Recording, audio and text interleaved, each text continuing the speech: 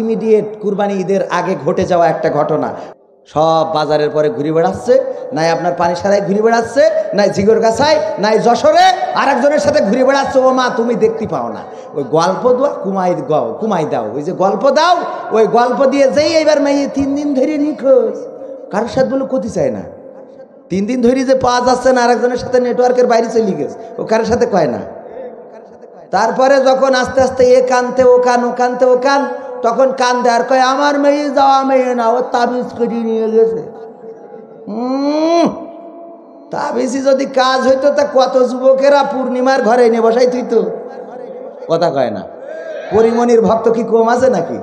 তো তাবিজি যদি আনা যায় তা পরিমণির নামে তাবিজ করার লোকের অভাব আছে?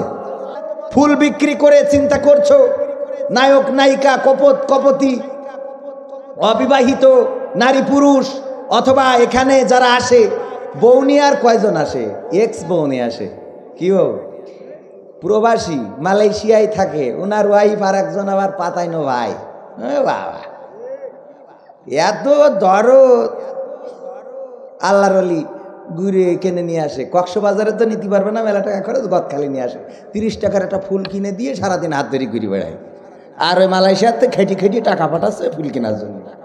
আছে না নাই? খোঁজ নেন, আপনি অ্যাটাক করেন, দেখবেন যে কটা বিবাহিত অসংখ্য এখানে পরকিয়া করতে আসে।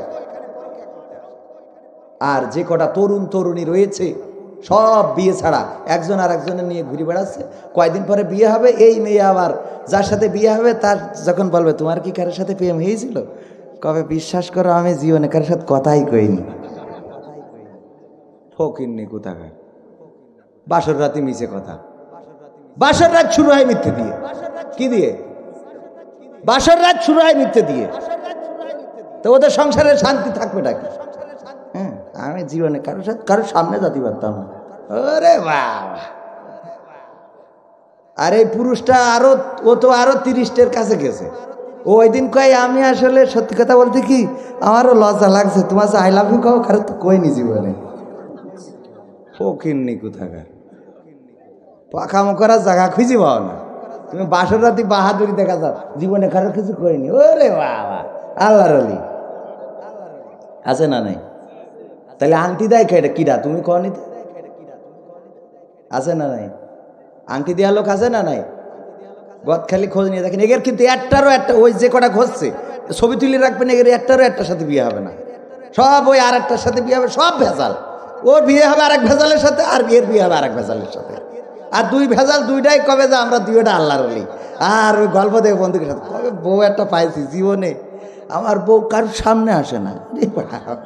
সামনে আসবে কেউ যায় এসে থুয়েছে, ওই কটা কাটাতেই তো 40 বছর লাগবে। মিথ্যে বললাম না সত্যি বললাম? এই অবস্থাগুলো চলছে, এগুলো নিয়ে প্রতিবাদ করার কেউ নেই। আর আমি তো ভয়তেই করিনি।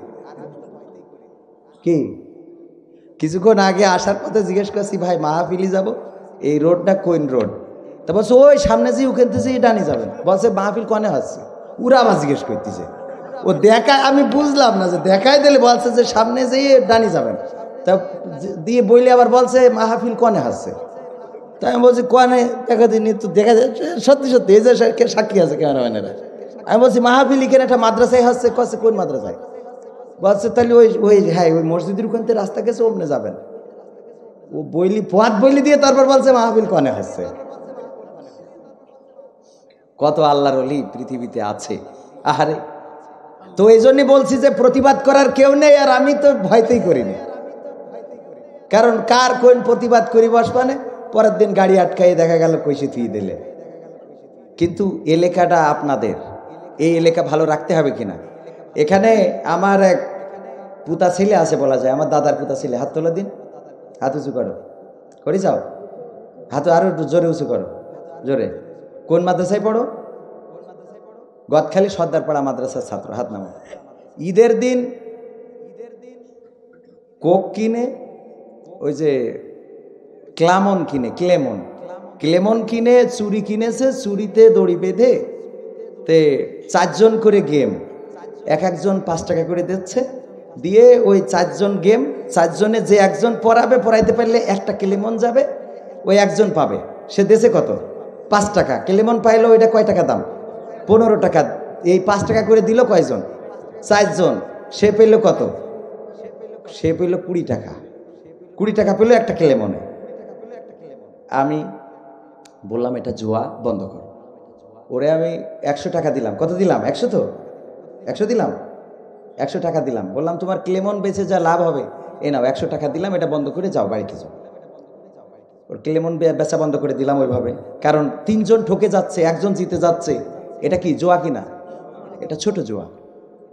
আমি যে দেখি আমার বাড়ির গেটে, বাসতলায়, আমার দরজার সামনে, ও তো আছে এখানে, ও জানে, ওখানে আর একজন ওই ভাত পেতেছে। আমি তারেও বললাম এইটা এখানে উঠাও, এগুলো চলবে না, বন্ধ করো, এটা জুয়া। আজকে ছোট জুয়া খেলছো, কালকে বড় জুয়া খেলবা। এটা বন্ধ করে দিলাম। কিছুক্ষণ পরে দেখি তার মা এসে মুড মেশান নিয়ে দাঁড়ায় রয়েছে ঈদের দিন আমার সাথে। তো আমি বললাম এখানে ওই সব বেচা কিনা এখানে চলবে না, ওই সিস্টেমে চলবে না, ও বিক্রি করুন, 15 টাকা জিনিস 20 টাকা নিয়ে বিক্রি করুন। ওর মা বলছে তো কি হয়েছে কি? দেখলাম আমি এখনো মহিলার সাথে বেশি পেরে উঠবো না। আর ওর স্বামী থাকে বিদেশে। কনে কি কবা নেই, এমনি হুজুর মানুষ, কোথায় গন্ধ কবেন প্রবাসীর বোর সাথে ঝামেলা করছে, কথা কয় না। হুজুরের গন্ধ বেশি কি কম? কিছু না করি তাই ধর্ষণ মামলার আসামি। আর করলি তাইলি কনে যাও, আর কইেন না। ঠিক, কিছু না করে ধর্ষণ মামলার আসামি হতে হয়, খুনির আসামি হতে হয়। আর যদি কিছু করা হয় তাহলে হবে নাকি? তো এই জন্যে আমি দেখলাম যে এখানে আর কিছু বলার দরকার নেই, আমি চুপচাপ চলে আসলাম। এখন এই যে দেখেন ছোট ছোট অপরাধগুলো যদি আমার গ্রাম বলে আমি পেরেছি, যতটুকু পেরেছি আমি ওদের বন্ধ করেছি। এখন আপনার এলাকা বলে আপনি যদি মনে করেন না এটা আমার চোখের সামনে ঘটছে, কেউ কিছু বলে না, আমিও বলবো না, তাহলে এই সমাজটা ধ্বংস হয়ে যাবে। আর এই গুনার ভাগীদার আপনিও হবেন, কারণ আপনি প্রতিবাদ করেননি। হবেন কিনা? হবেন কিনা? এই জন্য প্রতিবাদী হন, মুসলমান হিসাবে বাঁচতে শেখেন। যেখানে অন্যায়, যেখানে অপরাধ, সেখানে প্রতিবাদ চলবে। যদি জীবন যায়, যদি রক্ত যায়, যদি আমার হাত পা চোখ কান নাক মুখ সব হারাতে হয়, তবু অন্যায়কে প্রশ্রয় দেওয়া হবে না, হবে না, হবে না। এটাই মুসলমানের শপথ হতে হবে। এটা যদি হতে পারেন তবে মুসলমান। হযরত খানেসা রাদিয়াল্লাহু তাআলা আনহা সকালবেলা সন্তানদেরকে ডাকলেন। 4টি পুরুষ সন্তান ডেকে দিলেন, ওগো আমার সন্তানেরা ওঠো, ফজরের ওয়াক্ত হয়ে গেছে, নামাজ পড়ে নাও, তারপরে চলে যাও যুদ্ধের ময়দানে। বিশ্ব নবী যুদ্ধের ডাক দিয়েছে, তোমরা নামাজ পড়ে যুদ্ধের ময়দানে চলে যাও। তবে শুনে নাও, যুদ্ধের ময়দানে যে যুদ্ধ করবা ততক্ষণ পর্যন্ত, যতক্ষণ পর্যন্ত না ওই যুদ্ধে তোমরা বিজয় অর্জন করো, অথবা তোমরা 4 ভাই যতক্ষণ পর্যন্ত না শহীদ হয়ে যাও ততক্ষণ পর্যন্ত যুদ্ধ চালিয়ে যাবে। বলেন সুবহানাল্লাহ। কে বলেছেন? হযরত খানেসা রাদিয়াল্লাহু তাআলা আনহা। উনি বললেন, সন্তানেরা যুদ্ধের ময়দানে চলে গেল, যুদ্ধ করছে, যুদ্ধ করতে করতে যখন 4টি ভাই শহীদ হয়ে গেল, মা খানেসার কাছে যখন খবর আসলো, ওগো খানেসা, তুমি কি জানো নাকি তোমার যে 4টি সন্তান যুদ্ধের ময়দানে পাঠিয়েছিলে, 4টি সন্তানই শহীদ হয়ে গেছে গো খানেসা।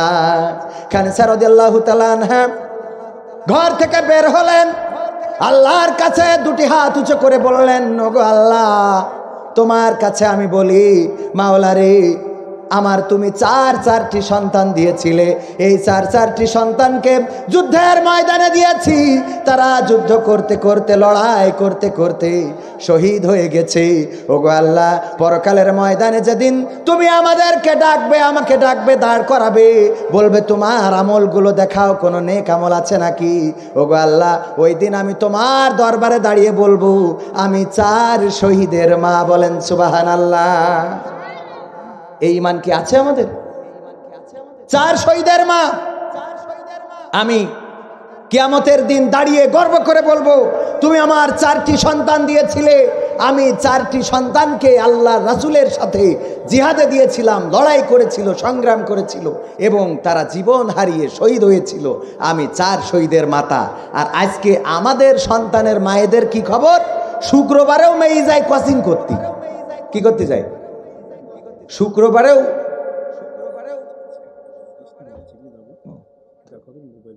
সব একসাথে বিদায় নিয়ে চলে গেলে তো ভালো হতো, সবাই মিলে তো নেন। ঠিক আছে স্যার। তো এখন আমাদের আমাদের আমাদের মা বোনেদের কি অবস্থা? শুক্রবারেও মেয়ে যায় কোচিং করতে। কি করতে যায়? কোচিং করতে। এই মেয়ে, এই মা সারা দেশ গল্প দিয়ে বেড়ায়। আর বললেন আমার মেয়ে লেখাপড়ায় এত আন্তরিক, শুক্রবারেও স্যার কোচিং কামায়নি। স্যারে নিষেধ করে, ফোন করে যে আজকে আসতেই হবে না, কিসের বৃষ্টি, কিসের ঝড়, ছাতি ফুটো হয়ে গেছে, তাও চলে যায়। আসলে কি কোচিং করে না ওই ফুল বাগানে ঘুরে বেড়ায়? কথা কয় না। সব বাজারের পরে ঘুরে বেড়াচ্ছে, নাই আপনার পানি সারায় ঘুরে বেড়াচ্ছে, নাই ঝিগর গাছায়, নাই যশোরে আর একজনের সাথে ঘুরে বেড়াচ্ছে। ও মা তুমি দেখতে পাও না? ওই গল্প দাও, কুমাই দাও, ওই যে গল্প দাও, ওই গল্প দিয়ে যেই এইবার মেয়ে 3 দিন ধরে নিখোঁজ। কারোর সাথে বলে ক্ষতি চায় না, 3 দিন ধরে যে পাওয়া যাচ্ছে না, আর একজনের সাথে নেটওয়ার্কের বাইরে চলে গেছে, ও কারোর সাথে কয় না। তারপরে যখন আস্তে আস্তে এ কানতে ও কান, ও কানতে ও কান, তখন কান দেয় আর কয় আমার মেয়ে যাওয়া মেয়ে না, ও তাবিজ করে নিয়ে গেছে। তাবিজই যদি কাজ হইতো তা কত যুবকেরা পূর্ণিমার ঘরে এনে বসাই থইতো। কথা কয় না। পরিমণির ভক্ত কি কম আছে নাকি? তো তাবিজই যদি আনা যায় তা পরিমণির নামে তাবিজ করার লোকের অভাব আছে? তাবিজ করিছে তোমার মেয়ের, পাকামো কথা কোয়া জায়গা খুঁজে পাও না। এইসব কথা বাদ দিয়ে ওই মেয়ের পিছনে লেগে থাকো, তা না হলে ও তোমার জাহান নামে নিয়ে গেল বলে। নিয়ে গেল কি না? আপনিও মনে করছে সব তো মহিলাদের করছে, তাহলে আমরা বেঁচে গেছি। আপনিও দায়ী। আপনার মেয়ে যায় কেন? সাইকেল কিনে দিয়েছেন রে সাইকেল। ছেলেরা ভালো করে সাইকেল, আরে এগের জন্য অ্যাক্সিডেন্ট বেশি হয়। হ্যাঁ, আছে না নাই? সাইকেল চালায় পুরো এ মাথা ও মাথা। আমি সাইকেল চালানোর বিরোধিতা করছি না, তার দরকারের জন্য সে চালাতে পারে। কারণ এটা নিয়ে আবার পরে কবে যে মেয়েরা এখন স্বাবলম্বী হচ্ছে, হুজুর যে ডিস্টার্ব করছে। স্বাবলম্বীতেও অসুবিধা নেই, তো স্বাবলম্বী হতে যাই তো ওই ডাস্টবিনের বাচ্চা পাওয়া যায় 2 দিন পরে। কথা কয় না? পাওয়া যায় না, যায় না। উপর থেকে ভূমিষ্ঠ হওয়া সদ্য শিশু 5 তলা 7 তলার উপর থেকে নিচে ফেলে দেয়, কার্টুনে করে ডাস্টবিনে রেখে আসে, কুত্তায় টেনে নিয়ে আসে, কার্টুন ধরে কুত্তা টানাটানি করে। তারপরে মানুষ যে কার্টুনটা খুলে দেখে যে বাচ্চা, এই নিষ্পাপ শিশুটির কি অপরাধ ছিল, তাকে তুমি ভূমিষ্ঠ করে কার্টুন দিয়ে ফেলে দিলে। তার কারণ হলো তুমি শুক্রবারে কোচিং করিছাও। কথা কয় না? আর তা না হলে তুমি পানি সারায় আইলে ফুলির ওই টুপলা কিনে মাথায় পরার জন্য। এখানে এই শীতে পানি সারায় ঘুরে বেড়াও, ও যুবক তোমার পিছনে 30 টাকা খরচ করে মাগ না। হ্যাঁ? আর এইগুলো আমরা আমাদের সন্তানদের, আপনারা আপনাদের সন্তানদের যদি দেখাশোনা না করেন, তাহলে এই সমাজটা ধ্বংস হয়ে যাবে। এই সমাজটা ধ্বংস হওয়ার জন্যে আমি আপনি সবাই দায়ী থাকবো। বলেন ঠিক কিনা? দায়ী থাকবো কিনা? আমি আপনি সবাই দায়ী হয়ে যাব। আমার চোখের সামনে অন্যায় হচ্ছে, আমি বলছি না। আপনার চোখের সামনে, আমি কিন্তু তোমাকে ছোট করার জন্য বলিনি। আমি জাস্ট এখানে শুধুমাত্র একটা এক্সাম্পল পেশ করলাম যে এটা আমার ইমিডিয়েট কুরবানি ঈদের আগে ঘটে যাওয়া একটা ঘটনা। ও বুঝতে পেরেছে, ও বুঝেছে, ও পরে আর এই কাজ করেনি। কারণ এটা বলার কেউ ছিল না। এটা যদি কেউ না বলে তাইলে এই কাজ আবারও করবে, আবারও করবে, আবারও করবে। কিন্তু আমার বিশ্বাস, আমার এই পুতা ছেলে আর কোনো দিন সে অন্তত এই কাজ করার দুঃসাহস দেখাবে না। অথচ ওখানে দাঁড়িয়ে সবাই দেখছিল কিনা? পুরো বটতলায় সবাই দেখছে। আরে মজা তো অনেক, জুয়া খেলা দেখতে তো মজা লাগে। মজা কিনা? আমাকে ইয়াহিয়া মুন্সির কথা আছে, ও যদি জান্নাতে যায় আমি তো পিছনতে ওর টেনি ধরবাবেন নিজে। ইয়াহিয়া মুন্সি আমাদের গ্রামের, মানে কিছু কিছু মানুষের ব্যাপার কয়, ও যদি আমি কই আল্লাহ চাইলে ওরও ক্ষমা করে দিতে পারে। কয় ও যদি আল্লাহ ক্ষমা করে দেয়, আল্লাহর সাথে আমার ঝগড়া হবে, আল্লাহ মাফ করুক, নাউজুবিল্লাহ। আমি এতদূর বলতে চাইনি, উনার কথা মানে আবেগে বলে। কেন বলে? যে আমি নামাজ করছি, রোজা করছি, না খেয়ে থাকছি, ডায়াবেটিস, নড়তে পারি না, খুঁড়াই খুঁড়াই লাঠি ভরতে মসজিদে যায়। আর একজন সারাদিন চার দোকানে বসে তাস মারছে, বিড়ি খাচ্ছে, গাঁজা খাচ্ছে, ফেন্সি খাচ্ছে, গদখালি ফুল বাগানে ঘুরে বেড়াচ্ছে। ও জান্নাতে যাবে, আমিও জান্নাতে যাব। কি আল্লাহ কি মানে একদলীয় সরকার নাকি?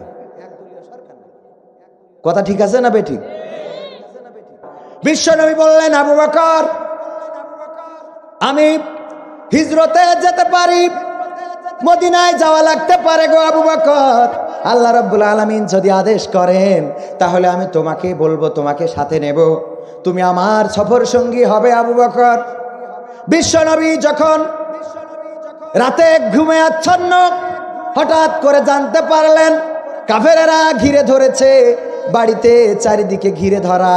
বিশ্বনবী আলী রাদিয়াল্লাহু তাআলা আনহুকে ডেকে বললেন, ওগো আলী, তুমি আমার বিছানায় শুয়ে থাকবে, তুমি আমার বিছানায় শুয়ে থাকবে।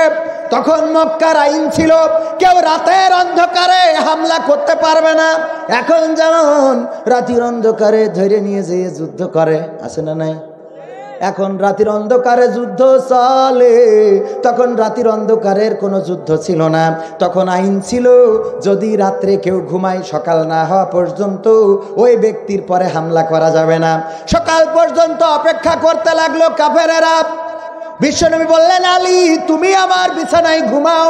আলী রাদিয়াল্লাহু তাআলা আনহু বললেন, ওগো নবী, সকালবেলা যখন কাফেরেরা এই বাড়িতে ঢুকবে, তারপরে যখন কম্বলটা টান দিবে, দেওয়ার পরে যখন আপনাকে না পেয়ে আমি আলীকে পাবে, তখন তারা মেরে কেটে ফেলবে আমাকে, যে মুহাম্মাদকে তুই কেন বের হতে দিলি, তুই এখন কেন মুহাম্মাদের বিছানায় ঘুমাস, আমাকে তারা হত্যা করবে।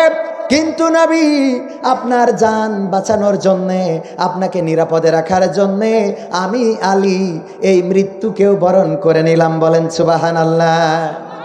আলী রাদিয়াল্লাহু তাআলা আনহু ঘুমালেন, ওই বিছানায় শুইলেন। বিশ্বনবী আসলেন, কাফেরদেরকে আল্লাহর হুকুমে কোরআনের আয়াত পড়ে ফু দিলেন, সবার চোখে ধুলোবালি চলে গেল, সবাই চোখ ডলতে লাগলো। বিশ্বনবী বের হয়ে গেলেন, আবু বকরের বাড়িতে যেয়ে বললেন, আবু বকর। দরজা খুলে গেল, পুটলা নিয়ে বের হয়ে আসলো। বিশ্বনবী বললেন, ওগো আবু বকর, আমি একটা মাত্র ডাক দিয়েছি, এর মধ্যেই তুমি দরজা খুলে দিলে এবং তোমার পুটলা নিয়ে, তোমার পোশাক আশাক নিয়ে বের হয়ে গেলে। ওগো আবু বকর, এটা কেমন করে সম্ভব? এই রাতে কি তুমি ঘুমাওনি? আবু বকর বললেন, ওগো বিশ্বনবী, আমি শুধু এই রাতে নয়, যেদিন আপনি বলেছিলেন আমাকে নিয়ে হিজরত করবেন, সেই দিন থেকে আমি দরজায় পিঠ লাগিয়ে দাঁড়িয়ে দাঁড়িয়ে ঘুমাতাম, কখন বিশ্বনবী এসে ডাক দিবে। আমার যদি উঠতে দেরি হয়ে যায় আর এর মধ্যে যদি কাফেরেরা আক্রমণ করে বসে, আমি আল্লাহর কাছে কি জবাব দেব যে বিশ্বনবী আমার জন্য আক্রান্ত হয়েছিল? এই জন্যে আপনি যেদিন থেকে বলেছেন ওই দিন থেকে আমি আমার পুটলা পাটলি গুছাই নিয়ে দরজায় দাঁড়িয়ে দাঁড়িয়ে ঘুমাতাম। আহারে, এই ঈমান নিয়ে আবু বকর রাদিয়াল্লাহু তাআলা আনহু একদিন আয়েশা রাদিয়াল্লাহু তাআলা আনহা বললেন, বিশ্বনবী বললেন, ওগো আয়েশা, আমি তোমার পরে সন্তুষ্ট, আজকে তোমার পরে আমি খুব খুশি, তোমার আচরণে আমি মুগ্ধ। তুমি যদি আজকে আমার কাছে কিছু চাও, আমি আমার সাধ্য থেকে সেই চাওয়াটা পূরণ করে দেব। সুবহানাল্লাহ। তুমি যদি আজকে কিছু চাও, আমার সাধ্য থেকে তোমার সেই চাওয়াটা পূরণ করব। আয়েশা রাদিয়াল্লাহু তাআলা আনহা ছিলেন বয়সে ছোট, অল্প বয়সী হওয়ার কারণে বলল, ওগো বিশ্বনবী, আমি তো আসলে কি চাইবো এখন আমি বুঝতেছি না, আমি আমার আব্বার কাছে জিজ্ঞাসা করি, যে আমার আব্বা বলে দিক আমি কি চাইতে পারি। আব্বার কাছে গেলেন, আব্বাকে, হ্যাঁ জানতে হবে তো আব্বাকে, সবাই বলেন কে? আবু বকর রাদিয়াল্লাহু তাআলা আনহু। আব্বার কাছে যে আম্মা আয়েশা বললেন, আবু বকর, আব্বাজান, বিশ্বনবী আজকে আমার উপরে খুব খুশি এবং উনি বললেন আজকে আমি যা চাইবো তাই দিবে। ওগো বিশ্বনবী, আপনি, ওগো আব্বা, আপনি বলেন আমি বিশ্বনবীর কাছে কি চাইতে পারি? আবু বকর রাদিয়াল্লাহু তাআলা আনহু বললেন, তুমি বিশ্বনবীকে বলবা যে আল্লাহ রাব্বুল আলামিন জান্নাতে একটি ঘর বানিয়ে দিবে। কি এমন কাজ করলে, কি এমন কাজ করলে জান্নাতে একটি ঘর বানিয়ে দিবেন? আম্মা আয়েশা রাদিয়াল্লাহু তাআলা আনহা এসে বললেন, ওগো নবী, আপনি যেহেতু আমার উপরে সন্তুষ্ট, আজকে বলেন দেখি কি এমন ভালো কাজ করলে আল্লাহ রাব্বুল আলামিন জান্নাতের মধ্যে একটি ঘর করে দেবে গো নবী? আপনি আমার এই চাওয়া, আমি এই প্রশ্নটা করলাম, এই প্রশ্নটার উত্তর আমি চাই। আপনি যেহেতু আমার উপরে সন্তুষ্ট গো নবী, আজকে বলে দিতে হবে এই প্রশ্নের উত্তরটা। বিশ্বনবী বললেন, ও গো আয়েশা, কোন মানুষ যদি কোনো মানুষের সংসার ভাঙা সংসারটাকে জোড়া লাগিয়ে দেয়, কি করে? ভাঙা সংসারটাকে জোড়া লাগিয়ে দেয়, ভাঙা মনকে জোড়া লাগিয়ে দেয়। স্বামী স্ত্রীতে বিভেদ চলছে, সেই স্বামী স্ত্রীর বিভেদটা যদি দূরত্ব সৃষ্টি না করে বরং তাদেরকে একত্রিত করে দেয়। পিতা এবং পুত্রের মধ্যে লড়াই চলে, সংগ্রাম চলে, আছে না নাই? গোলমাল হয় না? হয় না? এই গোলমাল যখন কোনো বন্ধুর কাছে বলে আমার আব্বা যেই করিছে, কয় তোর আব্বা আসলে জাতেরই না। আব্বা জাতের না, জন্ম দিয়েছে জাতের না, কথা কয় না। কয় তোর আব্বা আসলে জাতেরই না। এই যখন বলে ওর মধ্যে আরো রাগ ওঠে না? ওঠে না? যদি বলে যে দেখ পিতা সে তোকে জন্ম দিয়েছে, তোর জন্ম দিল, তোর মানুষ করলো, বড় করলো এত কষ্ট করে, দিনের পর দিন পরিশ্রম করেছে, গদখালি বাজারে ফুল বিক্রি করেছে, মাঠে খেটেছে, সেই পিতার সাথে বেয়াদবি করিস নে, এই কথা বললে তার মনটা আরো নরম হয়ে যাবে বাবার প্রতি। কিন্তু সেইটা না বলে কয় তোর বাপ আসলে কোনো জাতেরই না, এই বললি ওর আর রাগ ওঠে। তো এইভাবে মন ভাঙা যায় কিনা? সংসার ভাঙা যায় কিনা? সংসার ভাঙা যায়। মা সন্তানের মধ্যে দ্বন্দ্ব, সংসার ভাঙা যায়, গোলমাল লাগিয়ে দেয়া যায়, পাড়া প্রতিবেশীর সাথে গোলমাল লাগিয়ে দেয়া যায়। বিশ্বনবী বললেন যদি কোনো ভাঙা মনকে জোড়া লাগিয়ে দেয়, যদি কোনো ভাঙা সংসারকে জোড়া লাগিয়ে দেয়, এই কাজ যদি কেউ করে, আল্লাহ রাব্বুল আলামিন জান্নাতে তার জন্য একটা ঘরের ব্যবস্থা করে দেন। বলেন সুবহানাল্লাহ। আম্মা আয়েশা রাদিয়াল্লাহু তাআলা আনহা এসে বললেন, ওগো আব্বা, বিশ্বনবী বলেছেন যদি কেউ ভাঙা সংসারকে জোড়া লাগিয়ে দেয়, যদি কোনো ভাঙা মনকে জোড়া লাগিয়ে দেয়, আল্লাহ রাব্বুল আলামিন জান্নাতে তার একটি ঘর দান করবেন। আবু বকর রাদিয়াল্লাহু তাআলা আনহু এই খবর শুনে কান্না শুরু করে দিলেন, চোখের অশ্রু ঝরে পড়ছে। আম্মা আয়েশা বললেন, ওগো বাবা, আপনি কেন কাঁদেন? কোন কারণে কাঁদেন? বিশ্বনবী যে কথা বলেছেন এটা তো অনেক বড় একটা সুসংবাদ। আপনি তো কত মানুষের সংসার জোড়া লাগিয়েছেন, কত ভাঙা মনকে আপনি জোড়া লাগিয়ে দিয়েছেন, আপনি তো অনেক ভালো কাজ করেছেন, আপনার জন্য জান্নাতে ঘর থাকবে গো আব্বা। আবু বকর রাদিয়াল্লাহু তাআলা আনহু বললেন, দেখো বিশ্বনবী যেটা বলেছে এটা তো পজিটিভ, এটা তো ভালোর দিক, কিন্তু খারাপের দিক হলো যদি কেউ কারো মনকে ভেঙে দেয় কিংবা সংসারকে ভেঙে দেয়, মিল থাকা সংসার, সুখ স্বাচ্ছন্দ্যে চলা সংসার, এটা যদি কেউ ভেঙে দেয়, তাইলে আল্লাহ তো যেভাবে জান্নাতে ভাঙা ঘর জোড়া লাগালে, ভাঙা সংসার জোড়া লাগালে জান্নাতে ঘর দিবে, তেমনি কোন সংসার যদি অনিচ্ছাকৃতভাবে ভেঙে দিই, হতে পারে আল্লাহ এই অপরাধের কারণে জাহান্নামে আমার একটা ঘর বানিয়ে দিতে পারে। চিন্তাটা দেখেছেন? যদি ভাঙা সংসারকে জোড়া লাগালে আল্লাহ জান্নাতে ঘর দেয়, তাইলে আমি না জানি কারো মন ভেঙেছি কিংবা কারো ঘর ভেঙেছি কিনা, আমার কোনো কথায় কারো সংসারে অশান্তি হয়েছে কিনা, ছাড়াছাড়ি হয়ে গেছে কিনা। কয়দিন আগে পঞ্চগড় সম্ভবত এই এলাকার একজন অ্যাডভোকেট, উনি একটা স্ট্যাটাস দিয়েছেন, স্বামী এবং স্ত্রীতে বনিবনা হচ্ছে না, সন্তান হয়ে গেছে, এই সন্তান হওয়ার পরেও ওই স্বামী ওই সন্তান কোনোদিন দেখতে চায়নি, ডিভোর্স দিবে, ছাড়াছাড়ি করবে, কোর্টে দৌড়াদৌড়ি করছে। এই অ্যাডভোকেট উনি চেষ্টা করে যাচ্ছেন যে এদেরকে কি করে একত্রিত করা যায়।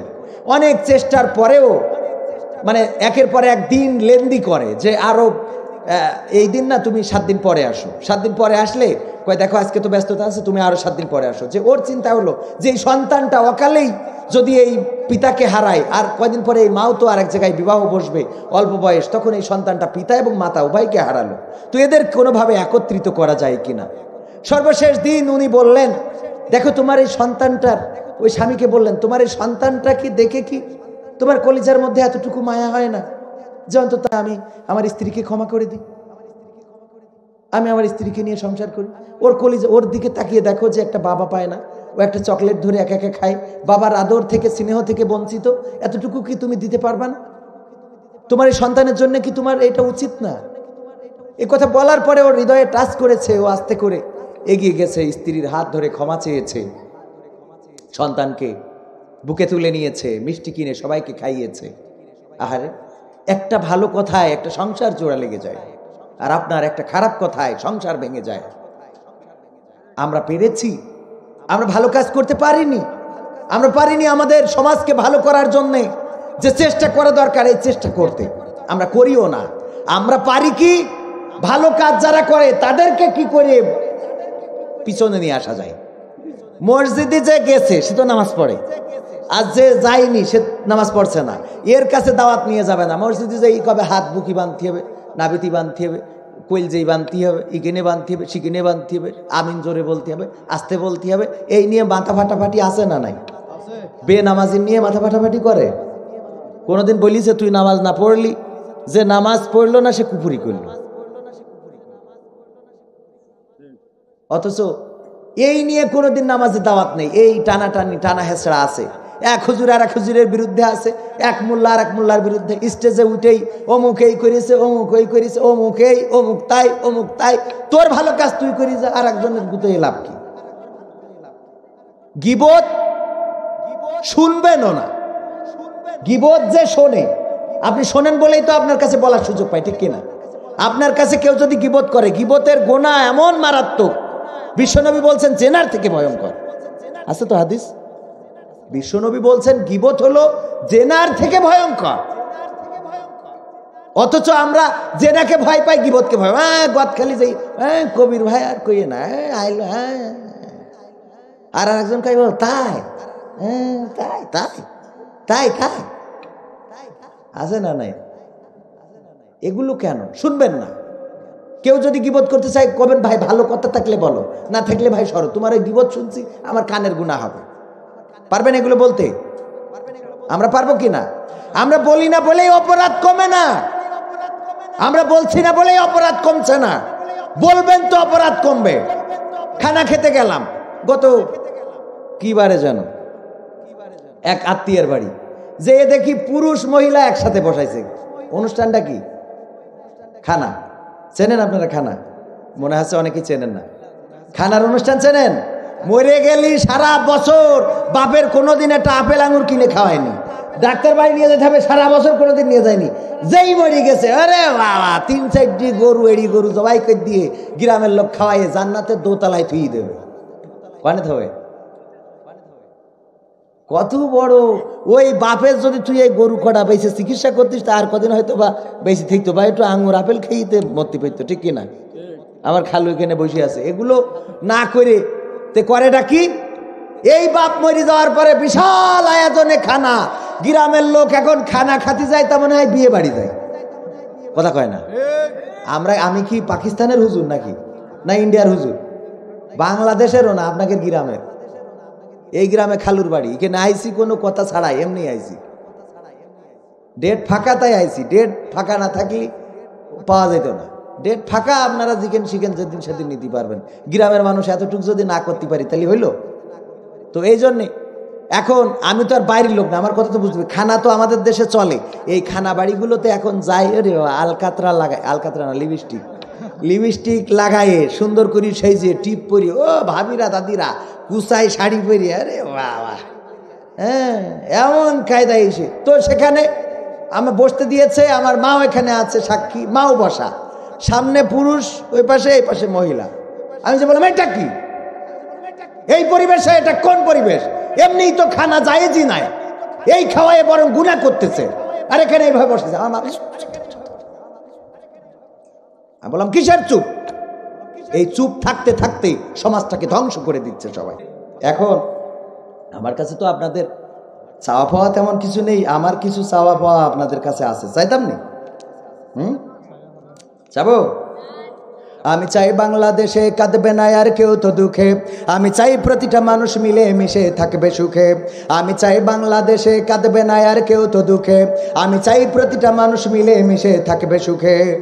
আমি চাই ভিক্ষুক হয়ে ঘুরবে না কেউ কারো দ্বারে, আমি চাই কাটবে না রাত কখনো কারো অনাহারে। কথা কয় না? আমি চাই ভিক্ষুক হয়ে ঘুরবে না কেউ কারো দ্বারে, আমি চাই কাটবে না রাত কখনো কারো অনাহারে, আমি চাই মাজলুমেরা ফেলবে না আর চোখের পানি, আমি চাই কোটের দ্বারে কাঁদবে না বিচারের বাণী, আমি চাই বাংলাদেশে কাঁদবে না আর কেউ তো দুঃখে, আমি চাই প্রতিটা মানুষ মিলে মিশে থাকবে সুখে, আমি চাই ধর্ষিতা বোন কাঁদবে না আর অন্ধকারে, আমি চাই সন্ত্রাসীরা ভালো হবে তওবা করে, আমি চাই ধর্ষিতা বোন কাঁদবে না আর অন্ধকারে, আমি চাই সন্ত্রাসীরা ভালো হবে তওবা করে, আমি চাই অধিকার নিয়ে খেলবে না কেউ চিনি মিনি, আমি চাই বুঝবে সবাই থাকবে না কেউ চিরদিনই, আমি চাই বাংলাদেশে কাঁদবে না আর কেউ তো দুঃখে, আমি চাই প্রতিটা মানুষ মিলে মিশে থাকবে সুখে, আমি চাই সাংবাদিকে সত্য কথা লিখুক সবে, আমি চাই চ্যানেলগুলো সত্য প্রচার করুক ভবে, আমি চাই সাংবাদিকে সত্য কথা লিখুক সবে, আমি চাই চ্যানেলগুলো সত্য প্রচার করুক ভবে, আমি চাই দাদার দেশের চ্যানেলগুলো বন্ধ হবে, আমি চাই ইসলামী টিভি চ্যানেল খোলা রবে, আমি চাই দাদার দেশের চ্যানেলগুলো বন্ধ হবে, আমি চাই ইসলামী টিভি চ্যানেল খোলা রবে, আমি চাই বাংলাদেশে কাঁদবে না আর কেউ তো দুঃখে, আমি চাই প্রতিটা মানুষ মিলে মিশে থাকবে সুখে, আমি চাই বন্ধ হবে সুদার ঘুষের লেনা দেনা, আমি চাই যোগ্য যুবক দেশ দাসের বোঝা হবে না, ঘুষের জন্য আমার যোগ্য যুবকেরা চাকরি পায় না, আছে না নাই? লেখাপড়া শিখিয়ে এখন সন্তান প্রবাসে যায়, বিদেশে যায়, পথে ঘাটে মরি থাকে, শীতি হিম হয়ে মরি গেছে। ওই ইটালি না কোনে জাতি যাই দেখেছেন কিনা টেলিভিশনে? কয়জন মরছে? 7 জন। এই যে সবাই জানে কিসের জন্যে? শুধুমাত্র অর্থের জন্যে। কারণ আপনি এই যোগ্য মানুষদেরকে কাজে লাগাতে পারেননি। আমি চাই বন্ধ হবে সুদার ঘুষের লেনা দেনা, আমি চাই যোগ্য যুবক দেশ দাসের বোঝা হবে না, আমি চাই খুন খারাপি হবে না কভু আমার দেশে, আমি চাই গড়বে এদেশ ভাইয়ে ভাইয়ে ভালোবেসে, আমি চাই খুন খারাপি হবে না কভু আমার দেশে, আমি চাই গড়বে এদেশ ভাইয়ে ভাইয়ে ভালোবেসে, আমি চাই বাংলাদেশে কাঁদবে না আর কেউ তো দুঃখে, আমি চাই প্রতিটা মানুষ মিলে মিশে থাকবে সুখে, আমি চাই আলেম যারা থাকবে দেশে মুক্ত তারা, আমি চাই মুফাসসিরের কণ্ঠে কোরআন শুনবে ধরা, আমি চাই আলেম যারা থাকবে দেশে মুক্ত তারা, আমি চাই মুফাসসিরের কণ্ঠে কোরআন শুনবে ধরা, আমি চাই কারাগার থেকে ফিরবে আমার ভাইয়েরা নিড়ে, আমি চাই কোরআনের পাখি মোদের মাঝে আসবে ফিরে, আমি চাই কারাগার থেকে ফিরবে আমার ভাইয়েরা নিড়ে, আমি চাই কোরআনের পাখি মোদের মাঝে আসবে ফিরে, আমি চাই বাংলাদেশে কাঁদবে না আর কেউ তো দুঃখে, আমি চাই প্রতিটা মানুষ মিলে মিশে থাকবে সুখে, আমি চাই সংসদ থেকে বলবে সবাই খোদার কথা, আমি চাই নেতারা সবাই মুছে দেবে দুঃখীর ব্যথা, আমি চাই সংসদ থেকে বলবে সবাই খোদার কথা, আমি চাই নেতারা সবাই মুছে দেবে দুঃখীর ব্যথা, আমি চাই আইন হবে আল কোরআনের বিধান দিয়ে, আমি চাই থাকবে মানুষ শান্তি ও সুখ সঙ্গে নিয়ে। আল কোরআনের বিধান কায়েম হইলে শান্তি আসবে? আসবে। কিভাবে আসবে? এই মানুষ যিনি সৃষ্টি করেছেন, মানুষ কিভাবে চলবে তার রাস্তা কে বলে দিয়েছেন? মোবাইল যে তৈরি করেছে সে মোবাইল চার্জ দেওয়ার জন্য চার্জারও বানাইছে না? বানাইছে কিনা? এখন এই যে আমার সি ড্রাইভ বলে এটারে, তো এই বা সি পিন বলে অনেকেই, তো এখন এই সি পিনের চার্জার, এখন যদি নোকিয়া ওল্ড মডেলের একটা চার্জার এনে পুড়িয়ে থুয়ে সারাদিন সারা রাত তাহাজ্জুদ পড়ি আল্লাহর কাছে ফরিয়াদ করি, আল্লাহ কাল কি কারেন্ট থাকবে না, ঘোষণা দিয়েছে, তুমি আমার মোবাইলটা চার্জ দিয়ে দাও, হবে? হবে? আবার এর চার্জার, এরই চার্জার, এই চার্জারটা যদি যেখানে হেডফোন পুত্তি হয় ওখানে ঢুকোই থুয়ে আমি যদি একটা গরু মানত করি যে আল্লাহ যদি মোবাইলে চার্জ হয়ে যায় একটা গরু দেবো মসজিদে, চার্জ হবে? এর চার্জারও যদি শুধুমাত্র ঘাট চেঞ্জ করে আর এক ঘাটে দিই, এক জায়গায় তার এক জায়গায় দিই, তাহলে কি হবে? হবে? কাজ হবে? কাজ হবে না। এই কোরআনও ঠিক তদ্রূপ। আল্লাহ মানুষকে সৃষ্টি করেছেন, মানুষ কিভাবে চলবে তার জন্য আল্লাহ রাব্বুল আলামিন গাইড বুক দিয়ে দিয়েছেন যে এই দেখে চলো, এইভাবে চলো। আমরা ওইটাকে কি করেছি? ওই হেডফোনে পুরে থুইছি, মানে চার্জার হেডফোনে লাগাইছি। সেটা কিরাম মরি গেছে, মরি ভূত হয়ে গেছে, ওকে নিজেই কোরআন শরীফ পড়ছে, কয় না? আছে না নাই? মরা মানসির হাফেজ মাদ্রাসার ছাত্রদের নিয়ে যায়, নিয়ে যেয়ে ছাত্ররা বসে ঝুল দিয়ে দিয়ে আলিফ লাম মিম যালিকাল কিতাবু লা রাইবা ফীহি হুদাল লিল মুত্তাকিন আল্লাযীনা ইউমিনুনা বিল গায়বি ওয়া গন্ধ শুকে রান্না হচ্ছে আছে না নাই? আবার মরিয়ে যাচ্ছে, খাবি খাচ্ছে মরবে। এই টাইমে যাই কবির শিখিরে ইয়াসিন পড়লি নাকি মৃত্যু যন্ত্রণা কম হয়ে যায়। আমি এক জায়গায় ইয়াসিন পড়তে যাই, সে বেকায়দা বিপদে মরেও না, সে পড়ছে তা মরছেও না, সে আর এক বিপদ। পড়ছি আর তাকাচ্ছি যে কখন মানে পড়াটা যেন তাড়াতাড়ি শেষ হয়, আমি ব্রেক করে যাইতে পারি। ও আল্লাহর কি রহমত, মরলই না, সুস্থ হয়নি, মরুনি সুস্থ। আমার দোয়া বেশি কাজ হয় না। আমি তালাই এক চেয়ারম্যান, নির্বাচিত চেয়ারম্যান, তো সে মাহফিলের পাশে বসা, আমি দোয়া করে দিলাম, আল্লাহ আহারে চেয়ারম্যান মাহফিলে এসেছে, আল্লাহ তুমি তার কবুল করি নাও, আগামী বছর আল্লাহ তুমি তার আবারও নির্বাচিত করি, এই এলাকার কান্ডারি হিসেবে কবুল করি নাও। সে মড়ক এইবার ভোটে দাঁড়ায় ফেল করিয়েছে। তো ফেল করিয়েছে ওখানে যে পাশ করিয়েছে সে চেয়ারম্যান, ওই এলাকার মাহফিল আমার বন্ধ করে দিয়েছে। কে জন্যে? বলছে কবির বিন সামাদেশি গতবার সাবেক চেয়ারম্যানের জন্য দোয়া করতেই গেছে, ওর মাহফিল এখানে করতে দেওয়া হবে না। আমি বললাম যে ওর কই দেন, আমার দোয়া তো কবুলই হয়নি, তাহলে মাহফিল করতে দেবে না কেন? কবুল হলেই তো পাশ করতো কি? তারপরেও আসলে কি হুজুরকে দোয়া খুব কাজ হয়? একবার নাকি এক হুজুর, আপনি না, এক হুজুর ওই এইসব নতুন মাদ্রাসা করিয়েছে, ছাত্রছাত্রী নিয়ে পড়াচ্ছে মাঠে। ওই আপনাদের এখানে ফুলের ক্ষেত আছে না, পানি লাগে না, পানি শেষ লাগে, মেশিন নষ্ট হয়ে গেছে, বৃষ্টিও হচ্ছে না। হুজুরের কাছে এসে কই, হুজুর আপনি তো শুনেছি অনেক বড় কামেল, হুজুর একটু দোয়া করে দেন যেন আমার ক্ষেতটা ভিজে যায়। তো হুজুর তো জানে যে কত বড় কামেল, তো উনি করিস কি কছে কোন ক্ষেত, তো দেখাই দিয়েছে। পরে ওই রাত্রি ছাত্রকের সব নিয়ে যেয়ে কলসি ভরিতে ওই ক্ষেতটা ভিজইতেই বাড়িয়েছে সকালের আগে। তো আসলি পরের দিন মানসি খেতে যেই দেখে শুধু ওই একখান ক্ষেত ভিজে। আসলে কি বাবা তোমার ক্ষেত কিভাবে ভিজে গেল? বলছে আমি হুজুরের কাছে যেই নজরুল ইসলাম খানের কাছে যেই দোয়া চাইলাম, দোয়া করে দিয়েছি, সেই দোয়াই আমার ক্ষেত ভিজে গেছে। পরে গ্রামের লোক সবাই এই হুজুর আমরা আপনার খাওয়াই নে, এই মসজিদ চালাই কিরা, মাদ্রাসা চালাই কিরা, আমরা পকেটের টাকা দিই, একজনের ভুই ভিজে দিয়েছেন, আমাদের ভুর কি হবে? আমাদের জন্য দোয়া করা লাগবে আপনার। তো এখন হুজুর ওরা মনে করছে হুজুর তাহলে একজনের ক্ষেত যেহেতু ভিজাই দিয়েছে, আমাদের ক্ষেতও ভিজে যাবে। পরের দিন সকালে যেই দেখে যে সব ক্ষেত শুকনো, ওকে আরো রাগি ঠিক আছে, একজনের ক্ষেত হুজুর দোয়া করেছে আর আমাদের জন্য একটু দোয়াই করলো না। এই যে মাদ্রাসায় এসে দেখে হুজুরও নেই, ছাত্ররাও নেই। কারণ কি? কারণ হলো হুজুর যেভাবে ক্ষেত দোয়া করে ভিজাইছে, দেখেছে এই দোয়া করা লাগলে আজীবন এই ছেলে দিলে পড়াইনো আর হবে না, এই দোয়ার পরেই থাকতে হবে। এরম আছে না নাই? আমাদের দোয়াই কত ডিস্টার্ব, কত ঝামেলা। যাই হোক, আল্লাহ রাব্বুল আলামিন আমাদের অনেক নিয়ামত দিয়েছেন, আমরা আল্লাহর নিয়ামতের শুকরিয়া আদায় করবো। আল্লাহ রাব্বুল আলামিন কোরআন দিয়েছেন, এই কোরআন বিশ্ব মানবতার মুক্তির জন্য দিয়েছেন। ওয়াইজা কুরিয়াল কুরআনু ফাসতামিউ লাহু ওয়া আনসিতু লাআল্লাকুম তুরহামুন। আহারে এই কোরআন যখন পড়া হয়, আল্লাহ বলছে তোমাদের হৃদয়ের কান দিয়ে শোনো, যেন আল্লাহর রহমত বর্ষিত হয়। আমরা এই কোরআনকে বিভিন্নভাবে আমরা করে নিছি। এই খতমে কোরআন, আমার আব্বার নামে খতম দাও, মার নামে খতম দাও, আবার রোজার মাসে খতম দিয়ে কয় আমার মার নামে এক খতম পড়েছি। এর জন্যে আমি কোনো হাদিস খুঁজে পাইনি যে মার নামে খতম পড়তে হবে কিভাবে। যাই হোক, পড়লি সোয়াব আছে, কোরআন পড়লি সোয়াব আছে, আল্লাহ সেই সোয়াব চাইলে পৌঁছে দিতে পারে, ওটা নিয়ে আমার কোনো মাথা ব্যথা নেই। মরার সময় যে ইয়াসিন পড়লি মৃত্যু কষ্ট কম হবে, এটা যখন ভালো করে জানেন, তাহলে এই কোরআন মেনে চললি আপনার আরও কত মৃত্যু সহজ হবে, একটু চিন্তা করে দেখেন। এই কোরআন আপনি যদি পড়তে পারেন তাহলে আরও কত সহজ হবে। আমি অনেকের কাছে জিজ্ঞেস করেছি, একবার একটা ইন্টারভিউ নিলাম আমার ঠিকানা টিভিতে, যে কোরআনে, পবিত্র কোরআনে কয়টা সূরা আছে?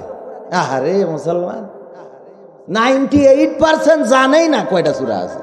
এনেও জিজ্ঞেস করলে কয়জন করতে পারবে? আমি জিজ্ঞেস করবো না, কারণ এখানে আমি জিজ্ঞেস করবো, ও তো আপনি তো ওয়াজ শুনে মুখস্থ। কি ডাক হয়েছে আরাফাত মাইকের না এমনি মাদ্রাসার মিডিয়ার? ওই তো ভাই সেই একই কথা কই। মিডিয়া, ক্যামেরা, মাইক, লাইট, এরা যে পরিমাণ ওয়াজ শোনে, আমরা অত ওয়াজ করিও না, কারণ আমরা করি একজন হুজুর, ওরা ওয়াজ শোনে কয়জনের? 4 জন 5 জন। এক হুজুর নাকি চোখ বুঝে ওয়াজ করতো, আর একবার মোনাজাত করিতে হাত চোখ খুলতো, মোনাজাত চোখ খুলে দেখে যে সামনে অনলি 1 পিস বসে আছে। তো বলতেছে, আল্লাহ আজকে একজনকে কবুল করেছো গো আল্লাহ, বলতেছে ভাই আল্লাহ তোমার কবুল করেছে, সবাই চলে গেছে, তুমি একজন বসে আছো, আহারে আল্লাহ তোমার নেখায়া দান করে দিব। বলছে হুজুর আমি ওই মাইক খুলবো বলে বসে আছি। ওটা কি মাইক খুলবে তাই বসে আছে? আরে বেকায়দা অবস্থা। আমার এক হুজুর বলতেছে আমরা সব জায়গায় পরাজিত, যতই বাহাদুরি এখানে এসে বিশাল গরম গরম কথা বলছি, বাড়ি কিন্তু এ গরম খাটে না। বোর সাথে খাটে?